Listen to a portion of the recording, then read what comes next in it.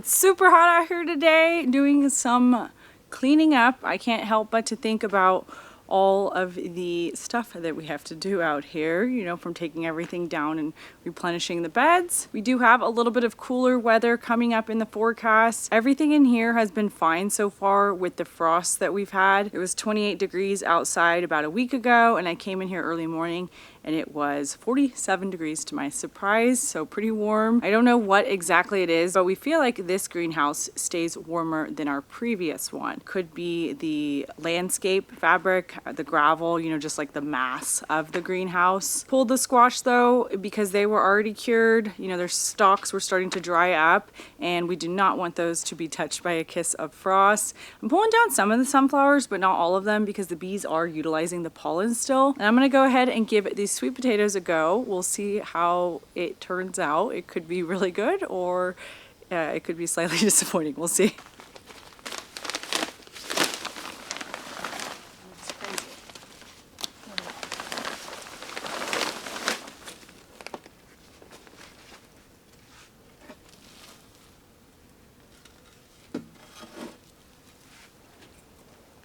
I need to be careful with them. I'm like, whoa, that's interesting. Why did nice. But why did they grow so long?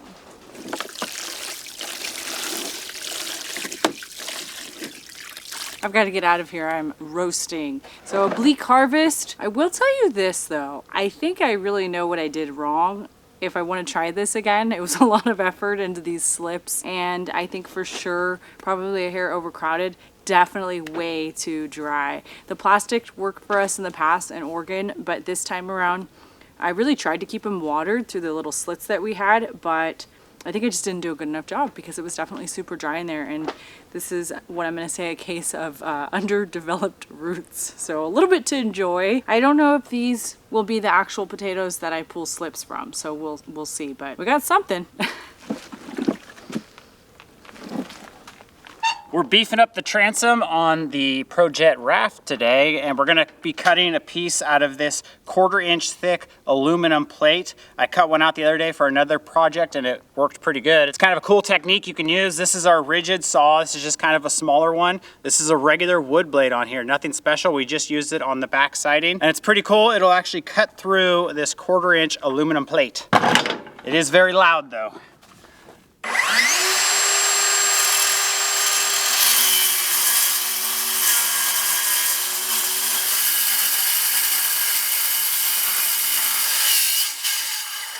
I can't see nothing with these glasses. I'm gonna make 2 more cuts in this. We're aiming for 2 squares that are 15 1/4 each, and then we're gonna pull the motor off the back of the boat.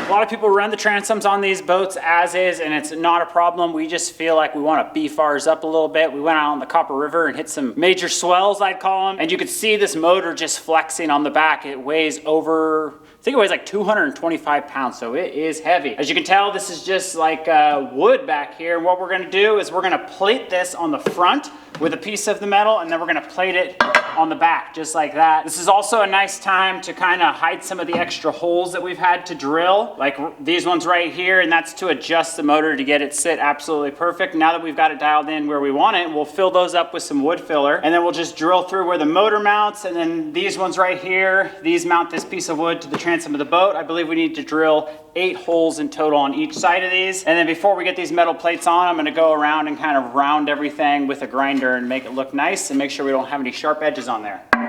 This is gonna be awesome. It's gonna be nice and rigid. You want it to the left more because it's not balanced? It should be a little on each side. I'm gonna kind of grind it down a little.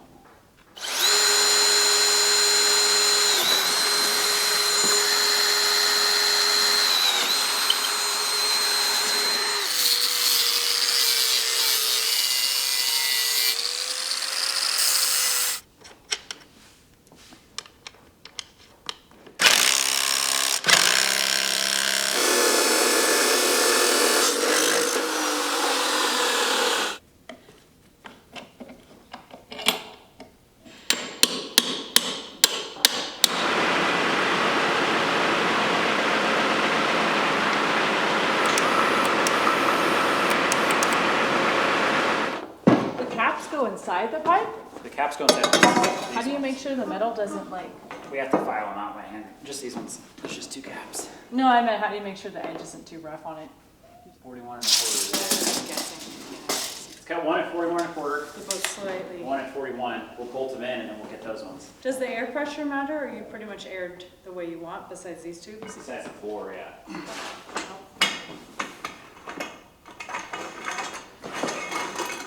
So I like to put your seat somewhere in there usually.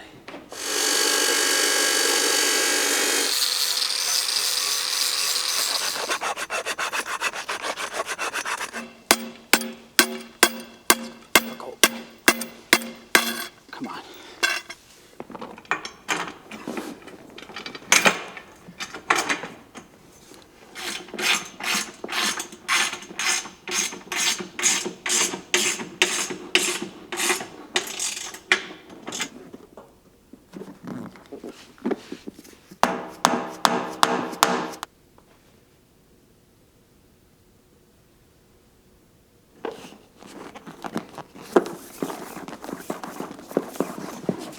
So we'll always have paracord on us too, huh? I like that type of thinking.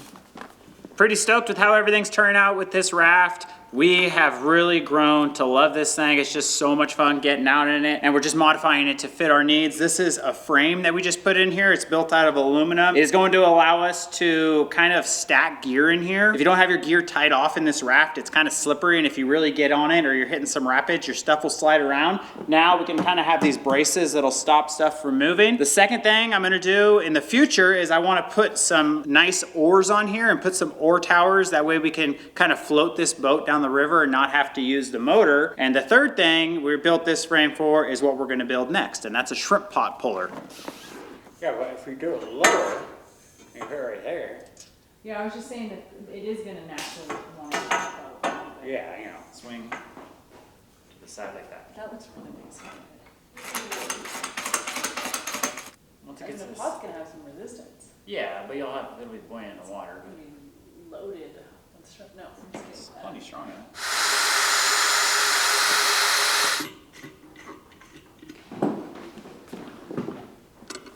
Pretty cool. It's a shrimp pot puller, and this is going to be removable. Obviously, we're not going to use it on the rivers because there's no shrimp in there, and the plan was to go shrimping this year, but we missed the season since we're kind of inexperienced with it, and we got carried away. But next year, we will be ready. We're going to pull this off. I'm going to vacuum up. We're going to get the raft inflated, tied down, hooked up to the truck. We're hoping to take it out tonight and do a little test drive.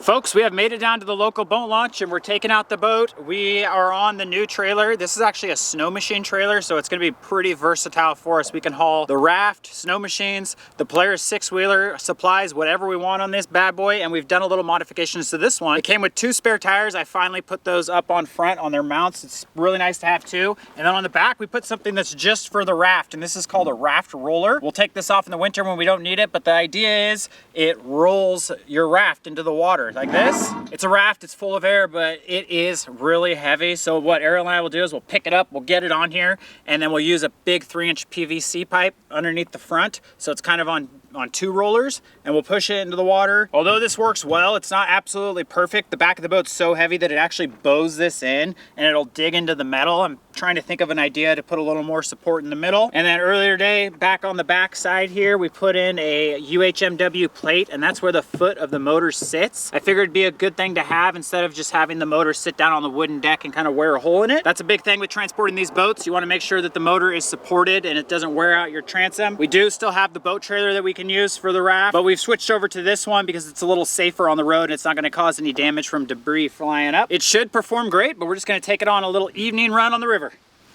Ready? I think it's a pretty slight slope. Do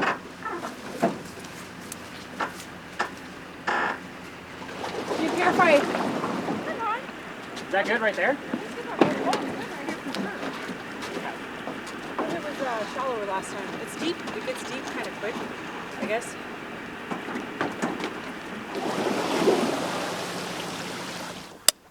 You look really cool. No, I don't want to drive really at all. Oh, you don't have to drive. I just didn't know if you wanted to get some practice today because the river's so nice. Check this out. Bears out there? Mess with me and my knife?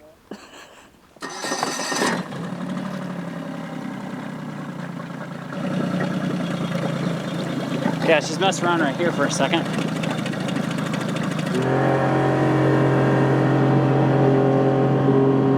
Oh yeah.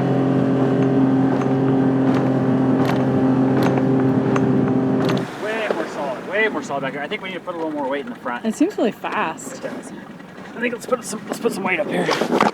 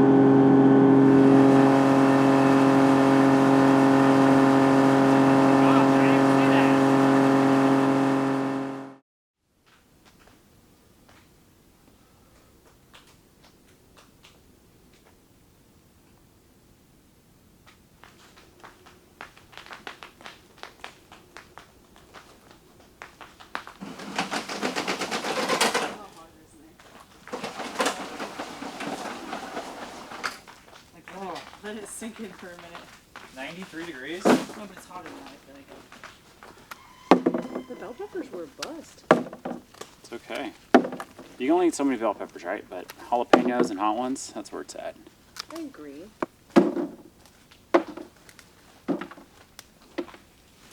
I don't know if this is, it looks like a jalapeno. Actually got some color.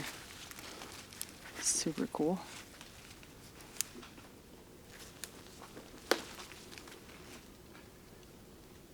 It's a beauty, man. Anaheim. It's a poblano. That's what I said. Those 3 plants gave us quite a bit, huh? This is your mass right here on the peppers. Oh,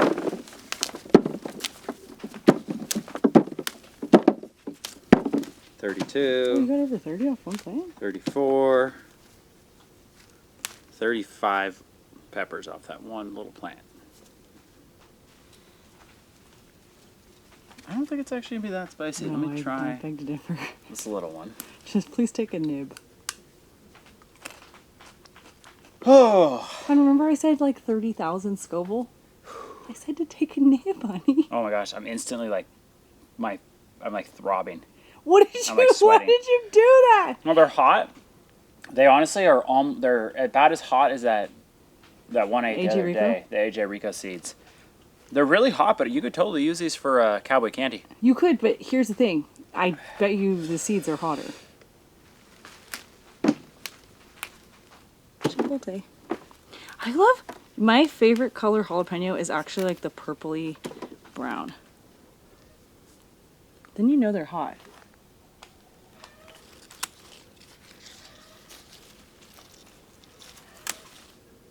They're huge. Is it over 60? 127. Excuse me? No, you're not. You're lying. I swear to God, this is 127 peppers. I'm not joking. Off one plant. Are you flipping kidding me? I'm not joking. This one's gonna have. That's like 60 or 70 right there. 100? 127. And I didn't count ones that were like smaller than that, like real small ones. I counted like these, of course. How did you not lose count?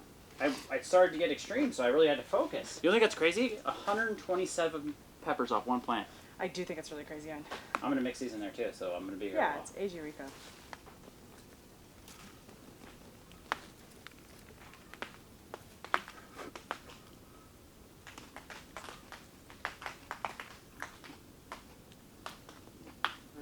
Perhaps because it's getting colder? I don't know if it's really getting colder out here though. I would think it's definitely getting colder. If it's kind of small, I'm going to leave it to grow a little longer. But check out that monster. Huge.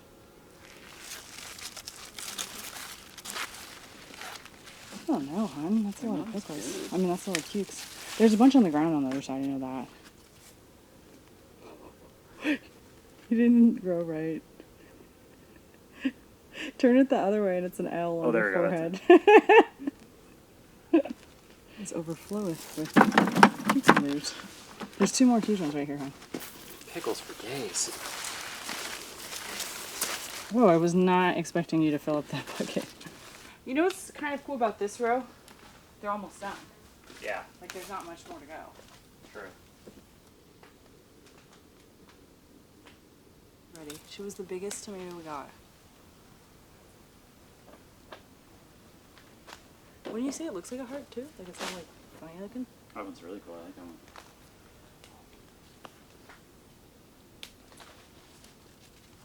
Let's go relocate you.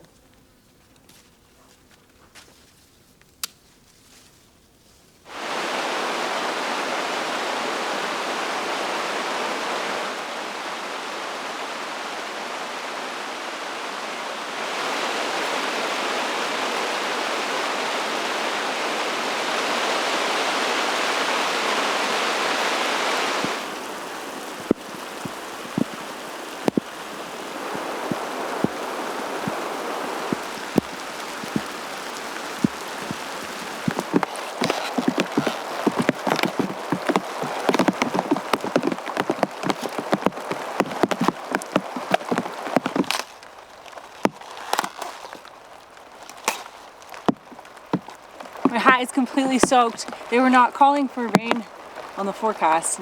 Actually, this is more of hail. We are finished up in the greenhouse. This has been really cool this year that we have been able to harvest so many tomatoes. We're not just going to be making tomato sauce, we're also going to be canning diced tomatoes, which is super cool. We've actually never done that. We're headed out on a trip, so I'm harvesting some stuff that I'm a little concerned that maybe the frost would get to. The greens from the Swiss chard are going to the chickens. We're going to blanch the stalks for some soup down the road. And I'm harvesting maybe about 7 or so of our cabbages for some more sauerkraut, and the rest are just going to be probably harvested closer to when we can put them in the crawl space. Too bad they all weren't that big, huh?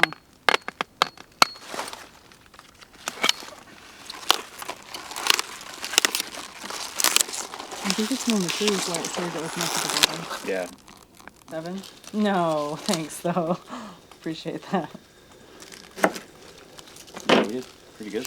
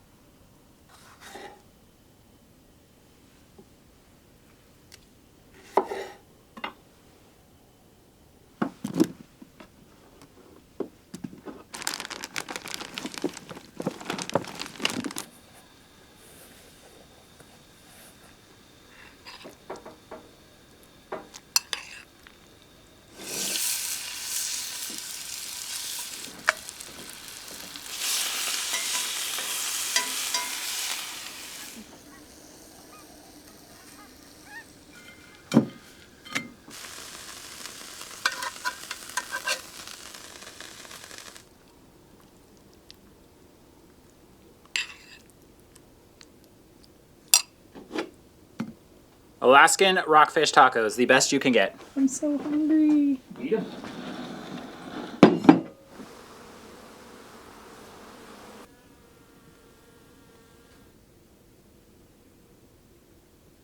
Currently early September, and our generator has not fired up since we shut off all the seed room lights in late May. So it's been nice, peaceful, and quiet around here. But I assure you, very, very soon the sun's gonna go away and the generator's gonna have to fire back up to start charging our batteries. I'm doing a little bit of maintenance, modifications, and just slight repairs out here this morning. I'm gonna do an oil change. This is like a yearly thing. You wanna do it every 100 hours on this Kubota diesel generator. So we've got a new oil filter and some oil. And I'm also gonna be putting on a new fuel pump. It doesn't need it, but I have this brand new one, and the one that's on there is the original, and this is a 2016 generator, so eventually it will go out, and I don't want it to happen when we're not here. Get it done.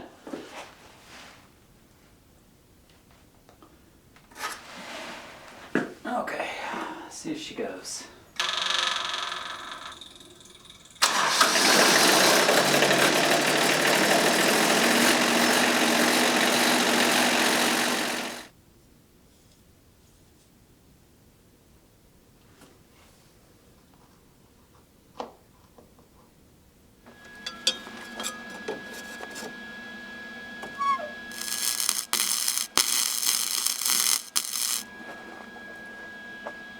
I've got an angled exhaust tip welded on the end of the generator exhaust. It's now pointing away from the building, and I built a little shroud behind me. And this is gonna kind of focus the air, or I guess where it blows, directly out this vent. Over the winter, I had a couple circumstances where for some reason that when the generator was running, it felt like the air circulation between the two vents wasn't enough, and it actually started to try to pull smoke in through the chimney while the wood stove was running. Not good, fills the shop with smoke. I'm hoping that this, in conjunction with some stuff that we're gonna do in the winter in here, like sealing off the room, sound dampening the room, and just being able to close the door in the utility room. That way when the generator's running, it can only suck air and push out air through the two vents that we have. Although amazing having this setup out here through the last winter, it wasn't exactly perfect. So we had two main issues. The first one was with our Toyo stove. About every month, it was getting so dirty that it would clog up, it would throw a code, and it would shut off and it wouldn't turn back on. Pretty inconvenient if you're on a week-long trip and it's -40 outside. Stuff gets pretty cold in here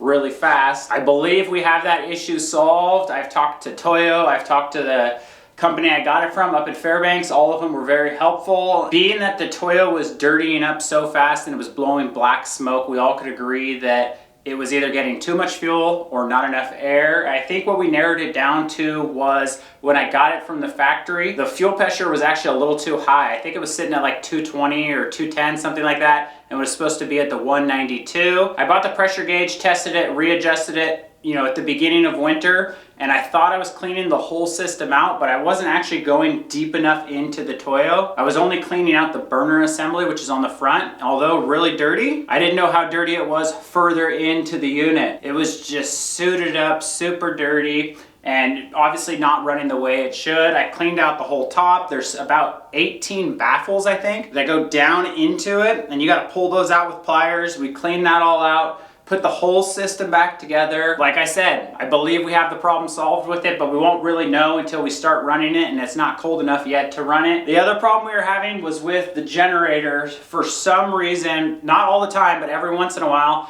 after the inverter would kick it on to charge the batteries, it does it automatically. When it would shut the generator off, the generator just doesn't like it sometimes, and it was throwing an overspeed error on the little control board. So now the batteries are full, the controllers has an error on it. The next time the batteries drain down and the generator wants to kick back on, it won't kick back on because it has that error on there. Then the batteries get to their lowest setting, they get down to 20%, and they just completely shut off. The power goes off in the cabin, the power goes off out here. No heat, it's all bad. And to reset it, literally all you have to do is walk out here, turn the key off, turn the key on, it'll be good to go. And I was thinking, man, it'd be awesome if I just had someone or something that could just come in here once a day and just turn the key off, turn the key on, and our problems would be solved. And then it clicked to me that I have some 12-volt timers inside the chicken coop that run our lights out there. And I was like, wonder if I could hook one up out here to kind of shut off power just for 1 minute once a day to the little generator box. It wouldn't matter if the generator was running because it would just shut it off and then it could start back up, or if the generator threw that code and it was waiting to start the next time, you could turn the power off, turn the power back on. In theory, it should work. I'm in the box right now. I'm gonna kind of mock up this timer. and test it out. There's a lot of wires in there. So I'm looking for the wire that is the main power from the battery into the box. If I can tap into that one and get this program to just turn it off and then turn it back on, we might be set.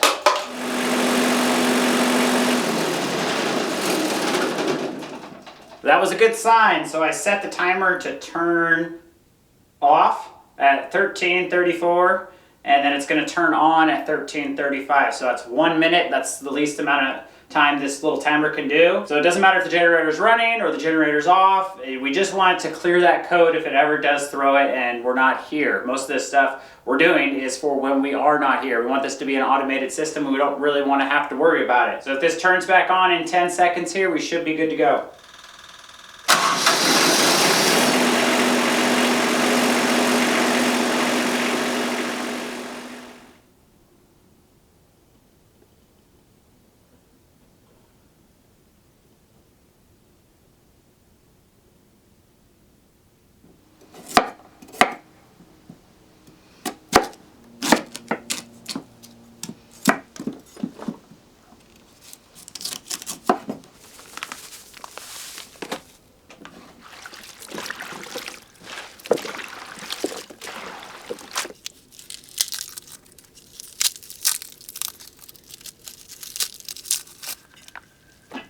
I'm not sure it's all going to fit in here.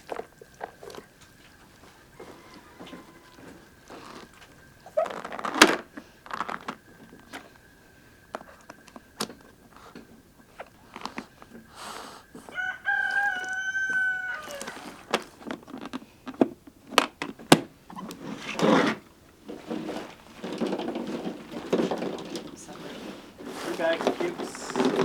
One more bag of peppers. Aren't these Anaheim? Yeah, it's Anaheim, not ancho, what's that called? Cider.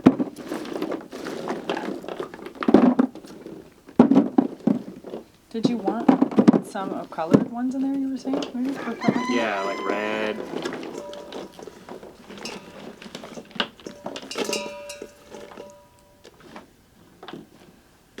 Maybe some hot sauce.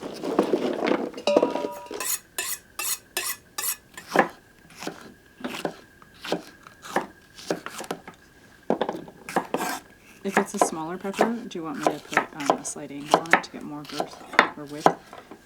Seeds? We're including all the seeds? I was, yeah. What did you just pick up? That is absolutely beautiful.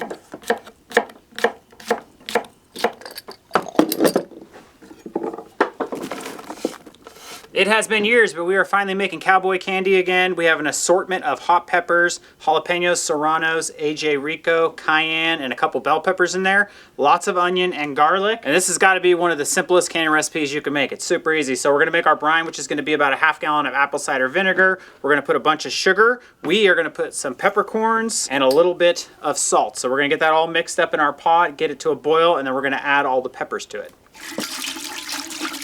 Yeah, I was thinking at least like 5 to 6, but I don't know.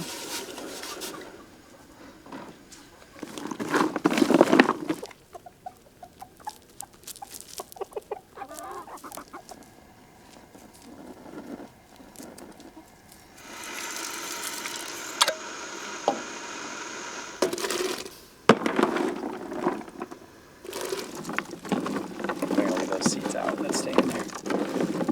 Look at that. Maybe I can put a new name because it's so colorful.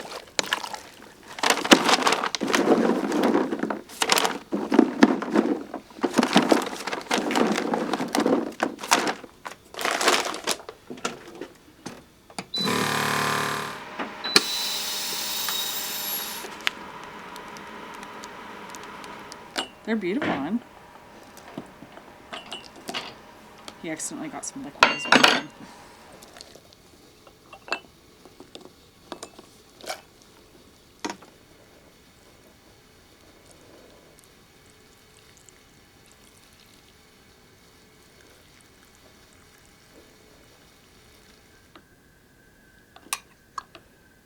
What the heck?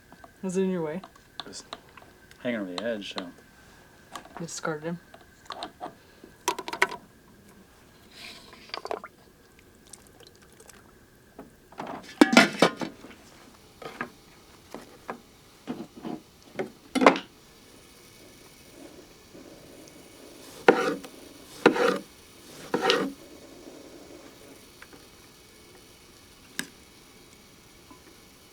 Some great looking sandwiches we're having for lunch. These are leftover salmon, coleslaw, tomato, a little cheese on there, and we ended up with 31 half pints of the cowboy candy, and that's including a few that are just the liquid. We call this cowboy candy marinade, grate on jerky. Look how big that is.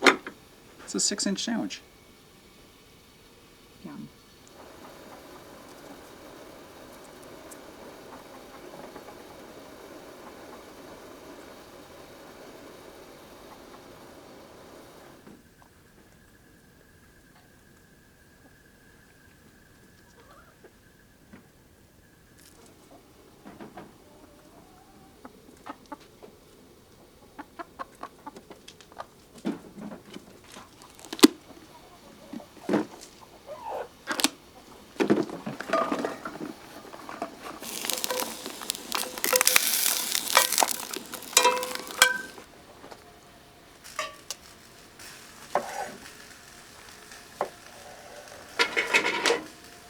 I don't think we soaked them. I think because we're doing fermented. A little more like a mix between bread and butter and dill. Oh, sure. I think there's dill in that already, but it's not as strong as the dill I would like. So you're supposed to put them on the bottom, but you know what? We break rules in this household.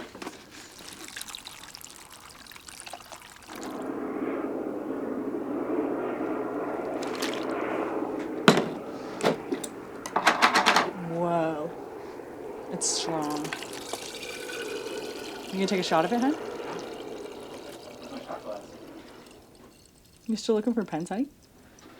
It smells good, but strong. That's pineapple. Yeah, I think you're supposed to have like a tablespoon a day or something like that. Yeah, it's like a tablespoon and a half. It's not gonna hurt you. More like sweet. Tastes like definitely vinegary, definitely sweet. Honeyish. Ginger? And the honey. Cinnamon. Yeah, ginger. Orange, citrus. Orange. Citrus That sounds comes good. through a lot.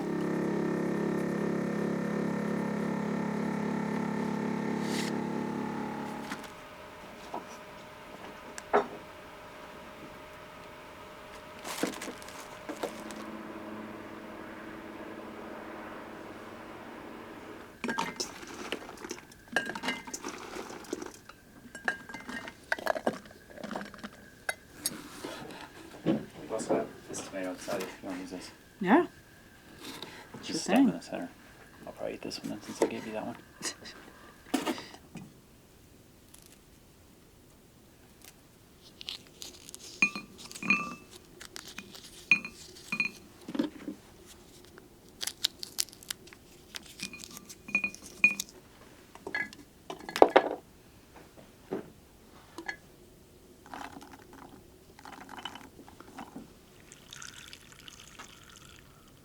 We're wrapping up out here with some fermenting just as the sun has gone down. We made another batch of pickles, pretty cool. We're gonna have some for over winter. We did like a basic dill, a little bit of sweetness in there, and we also made another batch that's gonna be a little bit spicy. We threw some of our hot peppers in it. Once those ferment for a little bit, they're gonna store down in our crawl space. And I used some of our horseradish leaves this time. I wanted to try that and see if it helped with the crispiness. A little feedback on those 𝐒𝐤𝐸𝐻 containers that I've been using this summer for the first time. They're amazing. I didn't really know if I was gonna have to check on them, but I've been finding as I pull them out pretty much once a week just to kind of look at them, everything looks good. There's no mold growth or any sort of like yeast growth, any issues really at all. What I found is if when you push that actual seal down, if you just make sure to get any of the liquid out, any of the brine out with, you know, paper towel or towel, then they're good to go. Another ferment we made is hot sauce, or it's going to be hot sauce. So it's just fermented peppers right now, and then we're gonna blend them down into a super hot sauce. We use cayennes, 𝐂𝐤𝐸𝐷𝐿, and serranos. And then we made another ferment, which also comes from this book right here. I've only actually made a few recipes out of it, but it's an awesome book if you're looking for like fermenting principles. And really with fermenting, it's like the sky's the limit. You can make whatever you want. So this has cucumbers, tomatoes, a bunch of herbs in it, carrots, and it has fresh shelling beans. So we grew fresh shelling beans for the first time this year. I didn't even really know they were a thing. I thought you could have a green bean and a dry bean, and apparently a shelling bean is just that. So it's a bean you can take at a certain time and shell it and eat the actual, cook the bean and eat it, a little bit different than once they're dried all the way. That's pretty challenging for our season. So not all of the varieties are actually plumping up, but we did get in there and pick some of them. I don't think any of them are gonna make it to the drying portion, so we'll probably have to just pick all of them before a frost gets in the greenhouse. And lastly, we're gonna make dinner, which is salmon, rhubarb, bacon. We're gonna be using some of the smoked salmon from earlier in the summer. And this recipe comes from a pretty cool Alaskan cooking book, so we're excited to try it. They're so hard to get started. No. I'm pretty sure the sun already went down, huh?